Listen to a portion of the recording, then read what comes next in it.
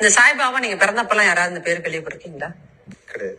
சாய்பாபாங்கிற ஒரு பேர் இந்த விஜய் டிவி ஒரு சீரியல் நடத்துறாங்க. அதுக்கப்புறம் தான் அந்த பேர் பயங்கர ஃபேமஸ் ஆகுது.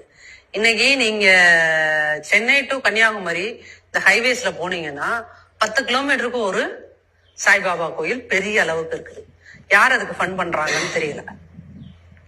ஒவ்வொரு கோயிலும் அவங்க பதிச்சிருக்க அந்த மார்பிள் கல்லு எல்லாம் பார்க்கும்போது சர்வசாதாரணமா அந்த கோயில்களின் மதிப்பு கோடி ரூபாய்க்கு மேலதான் வரும். அப்ப அது யார் ஸ்பான்சர் பண்ணிருப்பா? அந்த ஸ்பான்சருக்கு பின்னாடி இருக்கிற அரசியல் நோக்கம் என்ன? அப்ப இங்க எல்லாமே ஒரு புகுத்தப்படுற விஷயமா நீங்க இன்னைக்கு கண்ணுக்கு முன்னாடி பாக்குற ஒரு விஷயமா இருக்கிறது அந்த சாய்பாபா. அந்த ஒரிஜினல் பாபா அப்படிங்கிறவர் அவர் ஒரு முஸ்லீம் சொல்றாங்க இல்லையா? ஒரு முஸ்லீம நீங்க என்னமா மாத்துறீங்க? ஹிந்துவா கன்வெர்ட் பண்ணி அவருக்கு வியாழக்கிழமை இந்த ஏதோ சிறப்பு பூசைகள்